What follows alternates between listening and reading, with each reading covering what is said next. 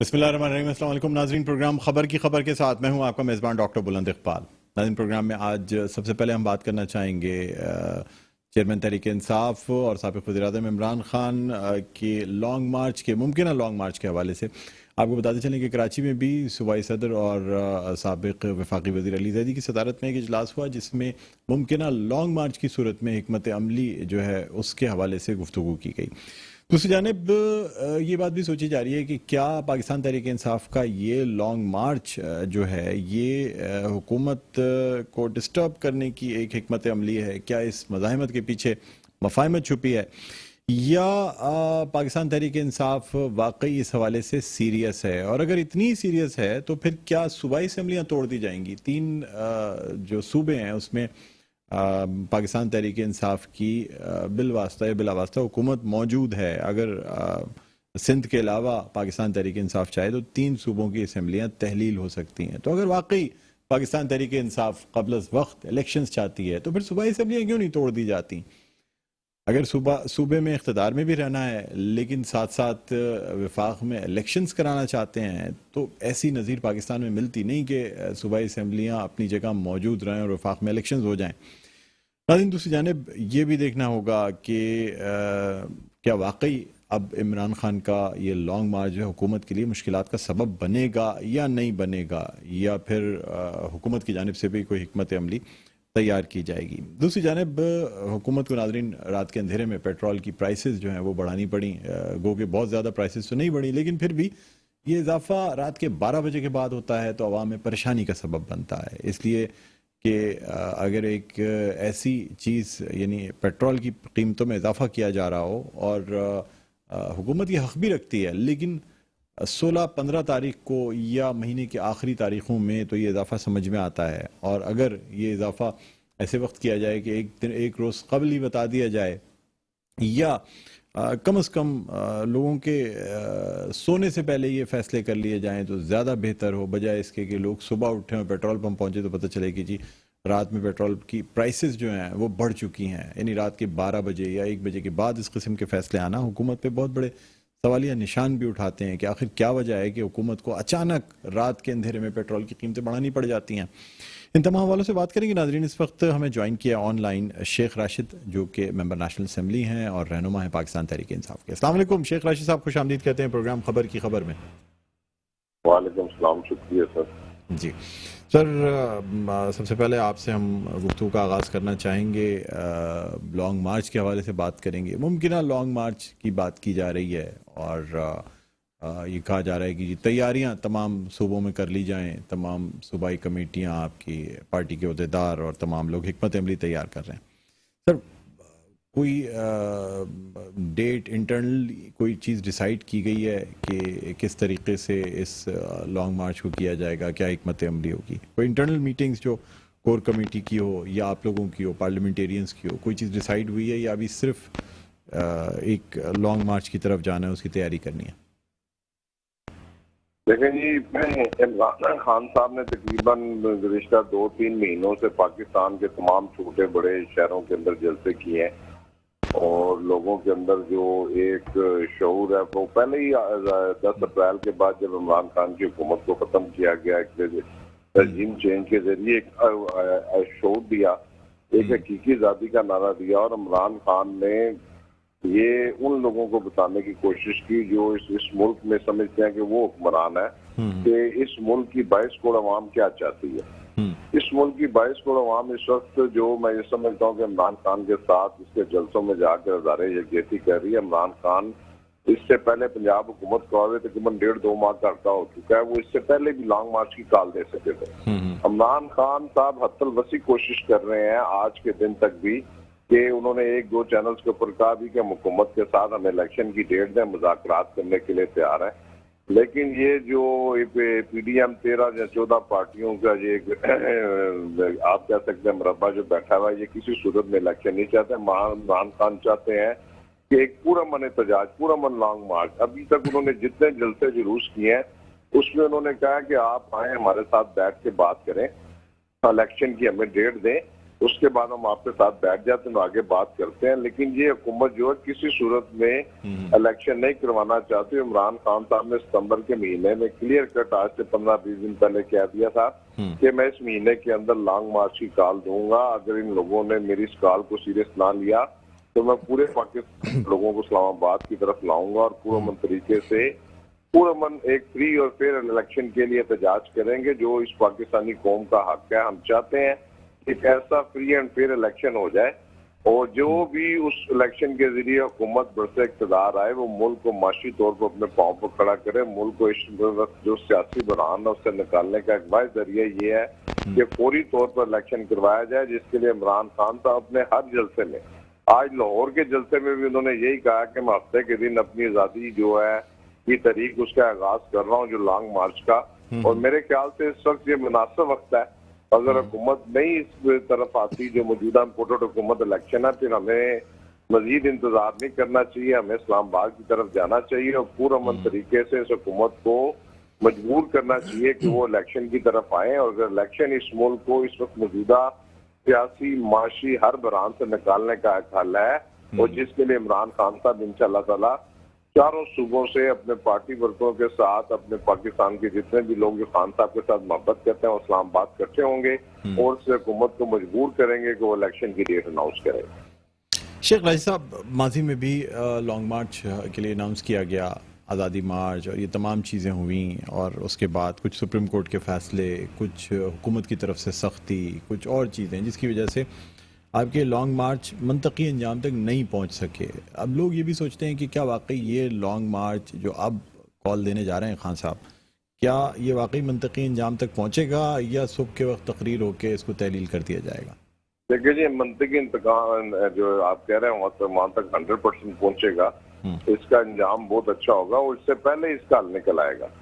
इस वक्त जो पाकिस्तान के लोगों के हालात है, पाकिस्तान की 75 साल तारीख में मेरे समेत, आपके समेत और जो सब हैसियत हैं, जो सफेद पोश हैं, जो गरीब हैं, इतने हालात किसी के खराब नहीं हुए जितने इस वक्त पाकिस्तानी कौम के हालात खराब हैं। और ये रोजाना 2 वजीरों मशीरों का इजाफा कर देते हैं। 72 की इनकी कैबिनेट होगी है, गाड़ियां इनके पास है, स्क्वाड इनके पास है, दफातर इनके पास, उहदे इनके पास है नहीं है।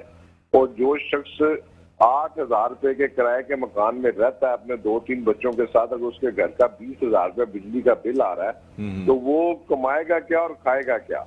इस वक्त पाकिस्तान का कोई घर ऐसा नहीं है, अमीर से लेके गरीब तक, पाकिस्तान की तारीख में पहली मर्तबा हुआ है कि इस हुकूमत की वजह से लोगों को माशी तौर पर लोगों को इतना बड़ा सदमा है कि लोगों ने, मैंने आज सर्वे एक जगह पढ़ा कि 45% लोगों ने अपने मोबाइल बेचकर पंजाब के अंदर पिछले महीने के बिजली के बिल दिए हैं। और इस महीने के जो बिजली के बिल लोगों को डिलीवर हो रहे हैं, जिस शख्स का 10,000 बिल पिछले महीने आया था और उसका जो इनकम का जराया 5-7 हजार था, उसको 20-20 हजार के बिल आए। अगर इमरान खान चाहे तो 48 घंटे के अंदर कॉल के ऊपर लोग इतने तंग है हुकूमत के साथ के खिलाफ कि वो रोडों पर आ सकते हैं। लेकिन खान साहब अभी भी इस हुकूमत को टाइम दे रहे हैं कि अगर आप किसी स्टेज पर आकर, किसी प्लेटफॉर्म पर आकर हमें इलेक्शन की डेट दे देते हैं, 1.5-2-3 महीने के अंदर, तो ये मामला बेहतर तरीके से हल हो सकते हैं। और ये इस हुकूमत को समझ ले जाना चाहिए कि इस वक्त जो लोगों का पारा है, जो लोगों का टेम्परेचर है, वो इनको घर भेजने का कोई शख्स इस वक्त मुस्लिम लीग नून 13 पार्टियों की हुकूमत को नहीं देखना चाहता। और इन लोगों के अंदर हिम्मत ही नहीं है, ये अपने घरों से नहीं निकल सकते। और पाकिस्तानी कौम जो है एक काल। शेख साहब मुझे बताइएगा, सर इस वक्त मुल्क की जो मुआशी सूरत हाल है, आप समझते हैं खान साहब के पास कोई ऐसा नुस्खा है जिससे ये फौरी तौर पे मुल्क की मुआशी सूरत हाल जो है या मुल्क की मईशत बेहतर हो जाएगी?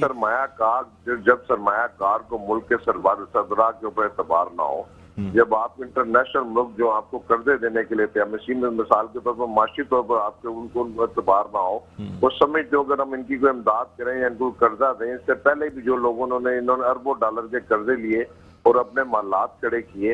इमरान खान के दौरे हुकूमत में महंगाई के ये हालात नहीं थे, इमरान खान ने भी कर्जे लिए। ये नहीं कि इमरान, हम कहते हैं कि इमरान, लेकिन साथ साथ इस मुल्क की जो इकॉनमी को इमरान खान ने अपने पांव के ऊपर खड़ा किया। एक्सपोर्ट आपने देखा पाकिस्तान की कहां पर चलेगी थी, पाकिस्तान के जरिए मुबादला के जखायर कहां थे, पेट्रोल की कीमत क्या थी, बिजली की कीमत क्या थी और घी ऑयल जो रोजमर्रा की ऐसी कीमतें आज आसमानों को चीजें वो पहुंच चुके हैं। लेकिन जब एक मजबूत हुकूमत आ जाएगी, जब ये हमारे जो पड़ोसी मुल्क है, जब उनका एतबार होगा, ये 5 साल के लिए एक ऐसा मजबूत प्राइम मिनिस्टर पाकिस्तान का आ गया है, तो लोग आपके साथ अपने ताल्लुकात भी बढ़ाते हैं, सरमायाकारी भी करते हैं, अपनी इन्वेस्टमेंट भी करते हैं।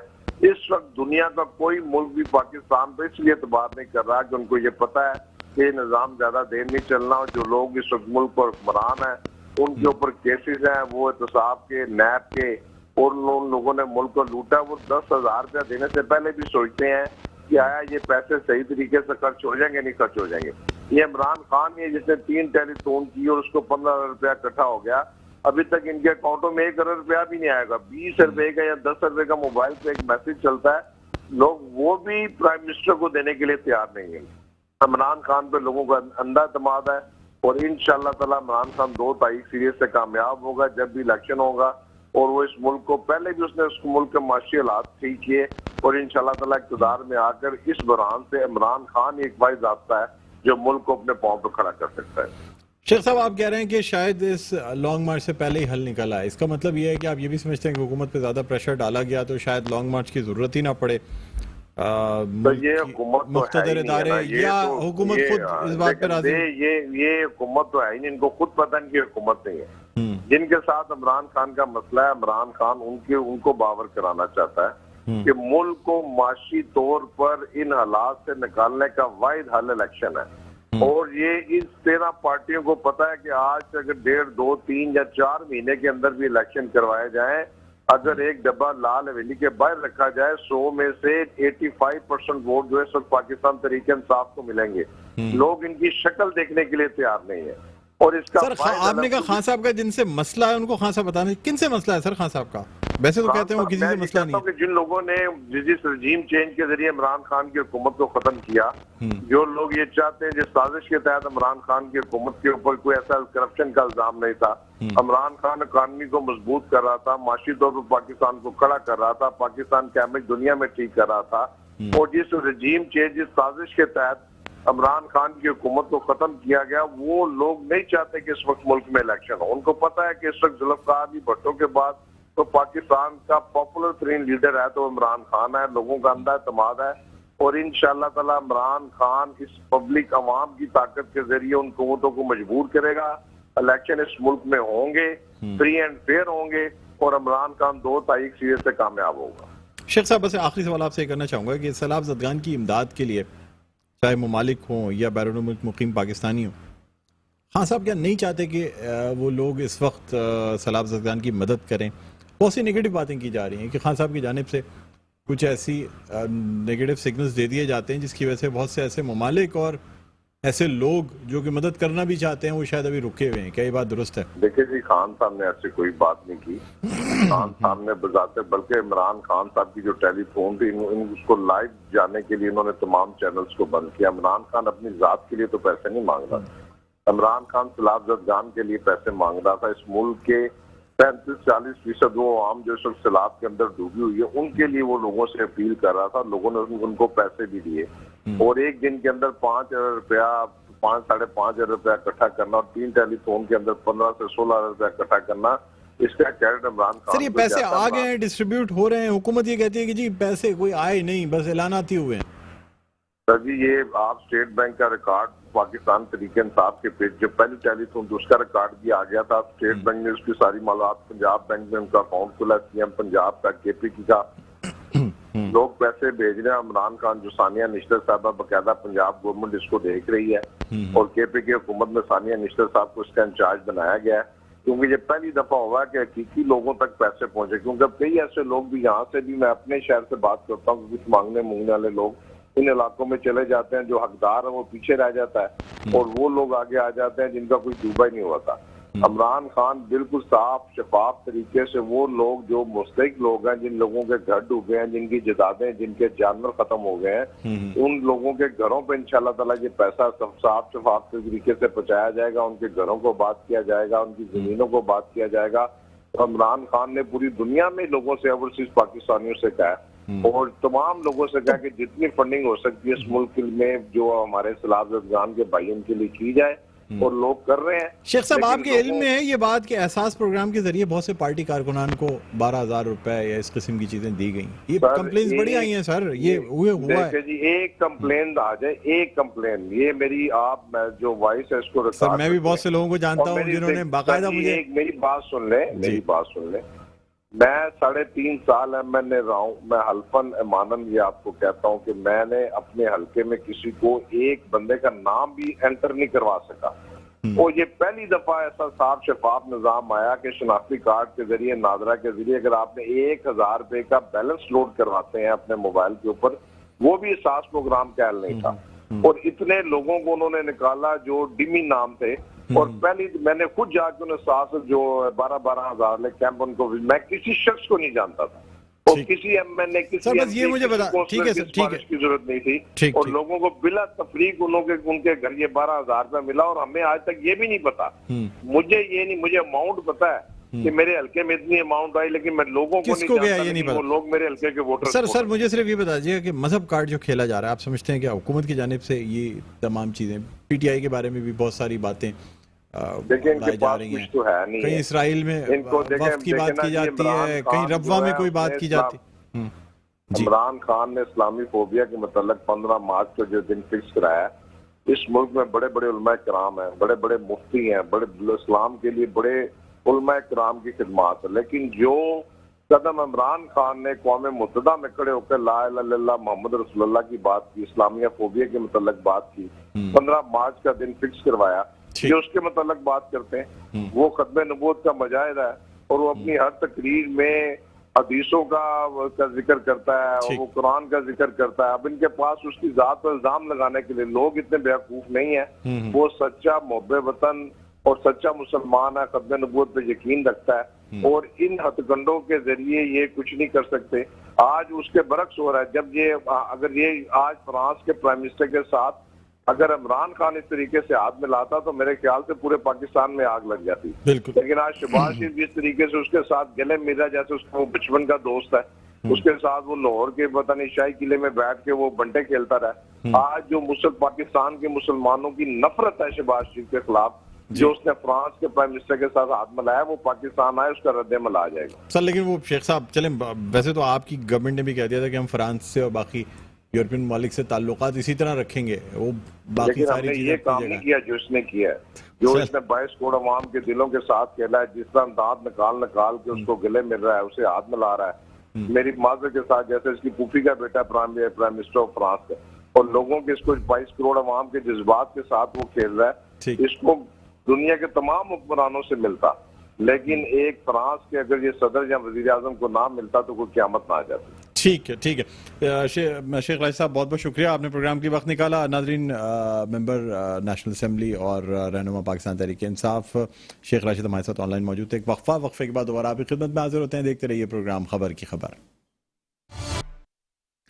Welcome back. एक दफा फिर आपको खुशामदीद कहते हैं प्रोग्राम में खबर की खबर। मैं हूं आपका मेज़बान डॉक्टर बुलंद इकबाल। नाज़रीन, हम बात कर रहे हैं चेयरमैन पाकिस्तान तहरीक इंसाफ इमरान खान के मुमकिन लॉन्ग मार्च के हवाले से, जो कि हुकूमत पर प्रेशर डालने की एक कोशिश है।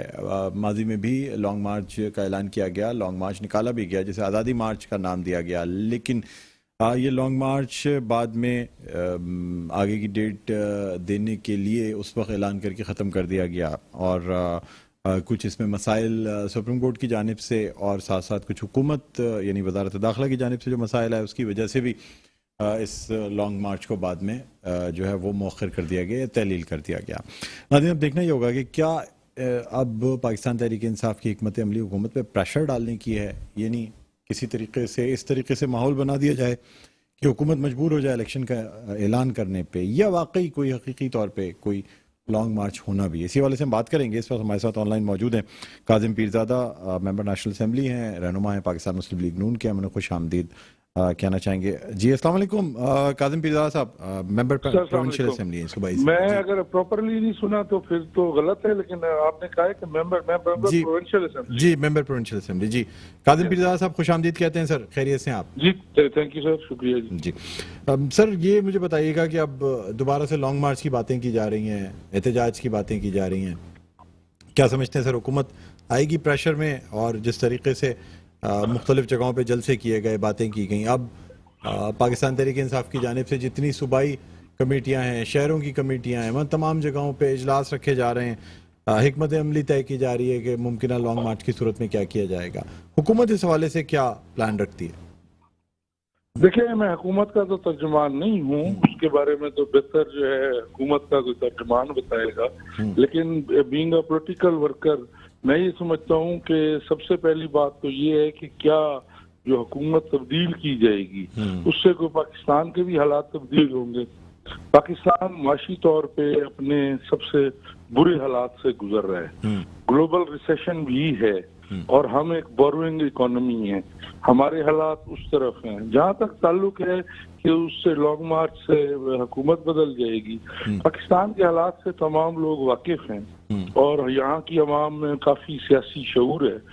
आपको पता है कि पहले भी इन्होंने 126 दिन धरना दिया था, जो कि शाम को देते थे और एक जो है ना कहना में एक अच्छा जो है ना एंटरटेनिंग किस्म का वो होता था, और उसके बाद 126 दिन और उसको अपना तुर्र इम्तियाज बताते हैं।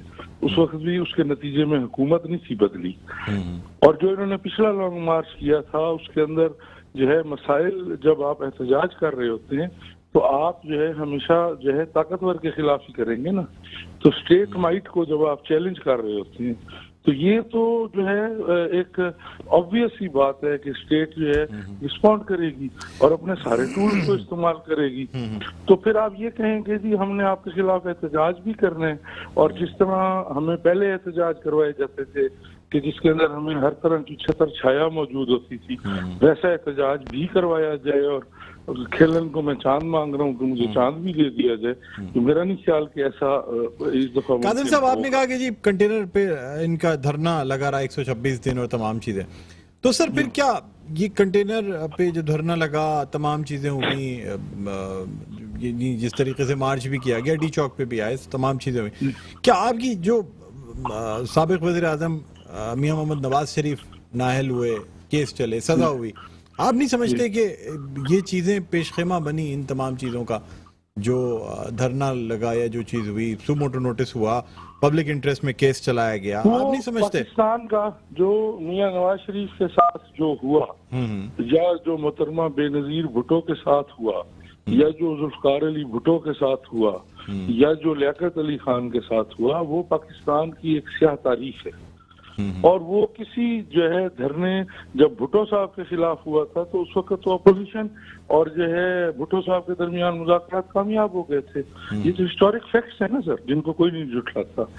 अगर आप ये कोई कहे कि जो धरने के नतीजे में मियां साहब को नाअहल किया गया, तो ये तो उससे भी ज्यादा मुज़ाहिका खेज है कि जिस तरह जो है पनामा पे बुला के अकामा पे किया गया, और उस धरने के लिए अगर किया गया ये तो उससे भी ज्यादा अफसोसनाक है जी।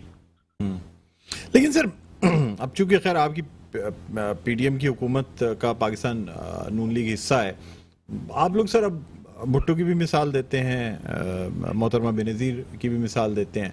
पहले सर आप लोगों की आइडियोलॉजी, आप लोगों का पार्टी मंशूर बिल्कुल राइट और लेफ्ट का था। क्या वजह है सर इख्तिदार के लिए अब आप लोग जो है ना वो एक किस्म की सियासत या एक किस्म के मंशूर से चलते हैं?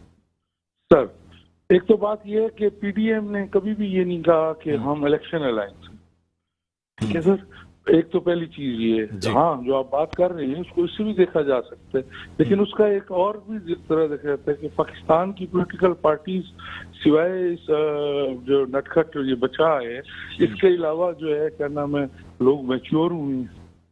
आप इसको ऐसे भी तो देख सकते हैं कि पाकिस्तान के लिए सोचना शुरू हुए हैं, और जो इस वक्त मुल्क के जो मसाइल हैं, अगर उनका हल इलेक्शन है तो रिगार्डलेस कि मेरा किस पार्टी से ताल्लुक है, जो है ना, पहले मैं पाकिस्तानी हूँ ना जी, ये मुल्क है तो सब कुछ है। सर अभी आपने तो जैसे अपनी इब्तिदा में कहा कि रिजीम चेंज हो जाना या इलेक्शन होके किसी दूसरी पार्टी का बरसर इख्तिदार आ जाना जो है ना, वो इस वक्त पाकिस्तान के मसाइल का हल नहीं है, तो सर फिर आपकी पार्टी का बरसर इख्तिदार आ जाना, आपके और पीडीएम की जो हुकूमत है इस वक्त, वो कैसे पाकिस्तान के लिए फायदेमंद साबित हुआ सर? जी वो मैं आप भी नहीं आते ना, मतलब फिर जी जी जी जी बिल्कुल सही कह रहे हैं आप, मैं अर्ज कर देता हूँ। उसमें ये है कि देखें कि जो आपने IMF के साथ मुआहदा किया था जिसके ऊपर हमारी गवर्नमेंट ने आके इम्प्लीमेंट की है। ये तो डॉक्यूमेंट चीज है ना जी, इसके अंदर तो ज़बानी कलामी वाली बात नहीं है।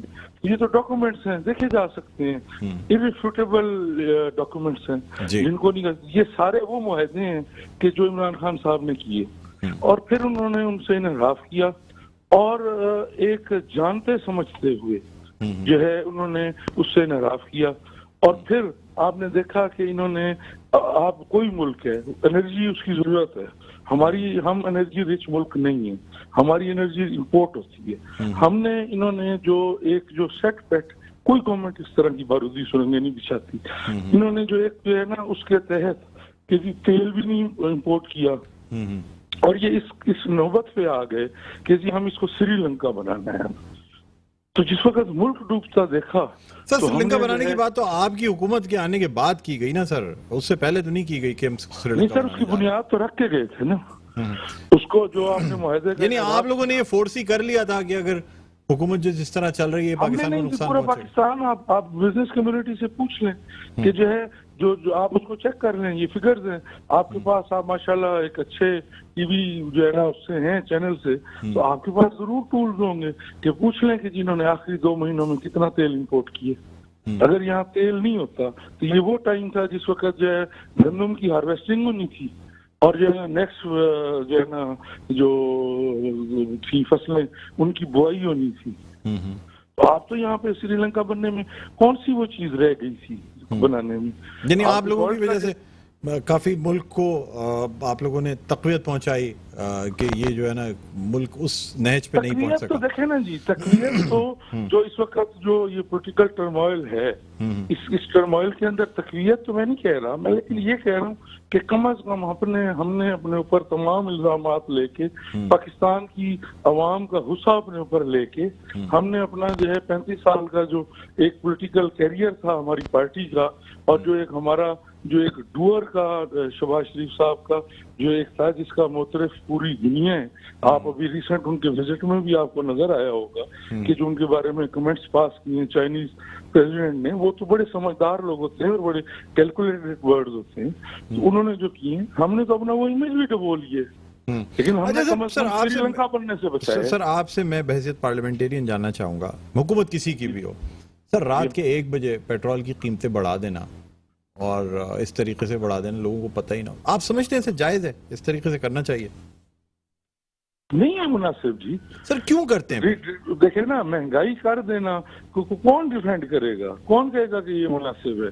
लेकिन आप मुझे ये बताएं ना कि आपको जब आपने हर चीज आपने देखा कि एक आपने IMF से किस्त ली, वो आपने कर्जा दिया, कहानी तो शुरू होती है जब फ्रेंच क्लब का कर्जा रीशेड्यूल करवाया था हमारे। सर मैं आपकी तमाम बातें, मेरा आपसे सवाल ये है कि क्या ये जरूरी होता है कि रात के, अब एक नया ट्रेंड बन गया है पाकिस्तान में, ये रात के 12 बजे के बाद जो मर्जी आए कोई नोटिफिकेशन निकाल के चीजों की कीमतें बढ़ा दो, सुबह तक आवाम खुद ही ठंडी हो जाती है।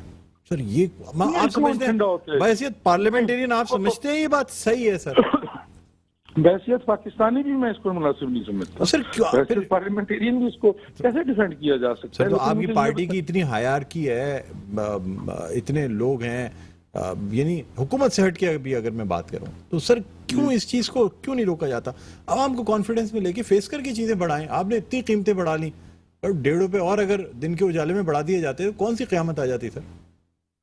ये तो कोई इतनी बड़ी बात नहीं है कि चलें, अगर आपका ये मौक़िफ़ है तो हम जरूर उनको रिक्वेस्ट करेंगे कि आइंदा जो है ना पेट्रोल के और जो फ्यूल के रेट्स हैं वो दिन 12 बजे से चेंज कर लें इंस्टेड ऑफ रात 12 बजे, क्योंकि डेट रात 12 बजे चेंज होती है। तो शायद जितना मैं समझ पाया हूँ तो उस वजह से अगर आपकी डेट की इफेक्टिवनेस, लेकिन ये तो लेकिन देखें इस वक्त ये ऐसे नहीं कि जिस वक्त बगदाद डूब रहा था तो वो मुर्गे की वो हलाल और हराम पे बहस हो रही थी, उसमें ना करें ना, ये तो कोई बड़ी सानवी सी बात है, इस पे अपना कीमती वक्त क्यों जाया कर रहे हैं? नहीं सर देखिए, मेरे कहने का मकसद ये था इफेक्टिव टाइम कोई भी हो, डेट चेंज होने का टाइम तो रात 12 बजे ही है, लेकिन नोटिफिकेशन दिन की रोशनी में निकाले जा सकते हैं सर, ताकि आवाम को कम से कम इस बात का अंदाजा तो ना। सुबह आवाम को नहीं पता चलता यार, ये तो कोई बहस ना हो। मैं फिर आपको कहूंगा अगर आप जिद करेंगे तो मैं ज़ाहिर सरेंडर कर जाऊंगा, लेकिन ये कोई ऐसी बहस नहीं है। ठीक है तो सर अब क्या प्रोडक्टिव बहस है?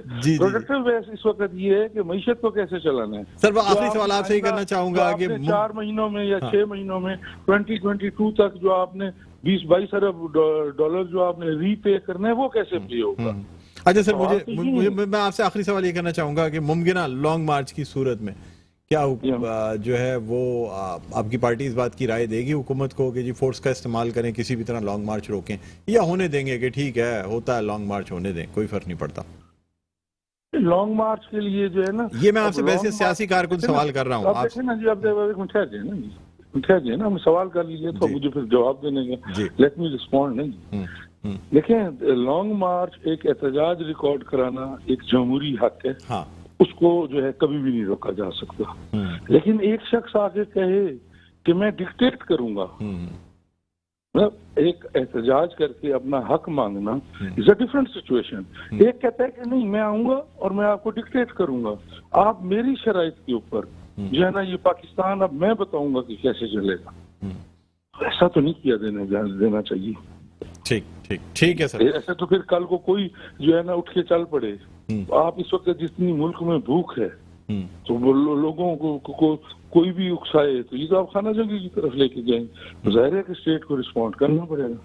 ठीक सर, बहुत बहुत शुक्रिया काज़िम पीरज़ादा साहब, आपने प्रोग्राम के लिए वक्त निकाला। नाजरीन, मेंबर सूबाई असेंबली और रहनुमा पाकिस्तान मुस्लिम लीग नून काज़िम पीरज़ादा हमारे साथ ऑनलाइन मौजूद थे। नाजरीन, वक्फे पे जाने से पहले हम चाहेंगे कि कुछ आपको अवामी राय दिखाएं। जो पेट्रोल की कीमतें बढ़ाई गई हैं तो आवाम इसके हवाले से क्या कहते हैं, उसके बाद फिर हम कुछ यहाँ स्ट्रीट क्राइम की भी बात करेंगे। लेकिन वक्फे से जाने से पहले आपको आइए ये अवामी राय दिखाते हैं।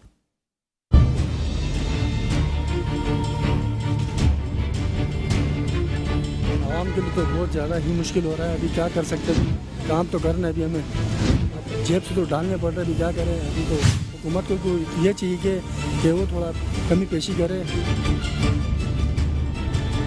गरीब आवाम का जीना हराम कर दिया इस हुकूमत ने। जितने भी सारे चोर है।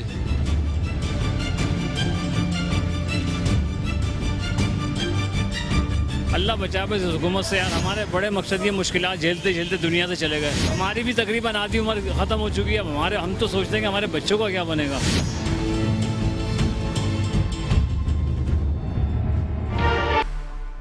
Welcome back. एक बार फिर आपको खुशामदीद कहते हैं प्रोग्राम में खबर की खबर। मैं हूं आपका मेज़बान डॉक्टर बुलंद इकबाल। नाजरीन, अब हम कुछ बात करना चाहेंगे कराची में जो स्ट्रीट क्राइम्स हैं उसमें ये कहा जा रहा है कि इजाफा हो गया है और इसकी वजह से लोगों में एक बेचैनी भी पाई जाती है। सोशल मीडिया पे देखें तो जगह जगह कुछ वीडियोस वायरल होती हैं, कहीं लूटते हुए दिखाया जाता है, कहीं गोलियां चलाते हुए दिखाया जाता है।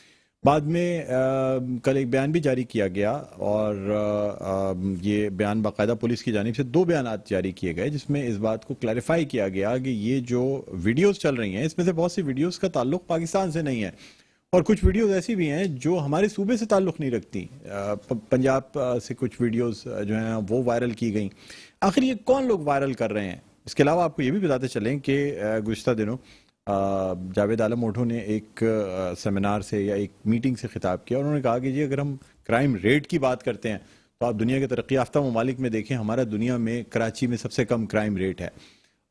रेशो की अगर बात करते हैं या जितनी आबादी कराची की है उस हिसाब से देखा जाए तब भी हमारा रेट कम है। लेकिन फिर भी शायद सोशल मीडिया की वजह से या इलेक्ट्रॉनिक मीडिया की वजह से इन चीज़ों को रिपोर्ट ज़्यादा किया जा रहा है, इसलिए लोगों में खौफ और हिरास फैलाने की कोशिश की जा रही है।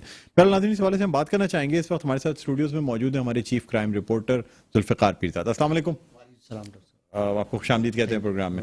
जुल्फ़िकार पीरज़ादा साहब, क्या कहेंगे, क्या इस वक्त रेट में कोई तब्दीली आई है? क्राइम रेट में स्ट्रीट क्राइम बढ़ा है, वही है, पहले से कम हुआ है, क्या कहेंगे आप? डॉक्टर साहब, अगर हम गुज़िश्ता 5 सालों का स्ट्रीट क्राइम का रिकॉर्ड उठा के देखें तो 19-20 का फर्क है, सही है। मगर जो इस वक्त सोशल मीडिया के ऊपर हाइप क्रिएट की गई है, मुख्तलिफ वीडियोस जिस तरीके से आ रही है, पहले सोशल मीडिया नहीं था, बेलगाम सोशल मीडिया है, जिसका जो दिल में आता है वो उठा के डाल देता है और वो चीज़ इतना हाइप क्रिएट होती है कि एक खौफ की फिजा बन जाती है। और कराची पुलिस चीफ का जिस बयान की आप बात कर रहे हैं तो उस बयान के तनाजुर में अगर हम बात करते हैं तो इनके पास जो रिकॉर्ड है वो रिकॉर्ड आता है 3 से 4 दिन, 5 दिन, 7 दिन बाद डेवलप होना शुरू होता है। क्योंकि आज जो वारदात हुई है उसकी फौरी तौर पर FIR थोड़ी होती है।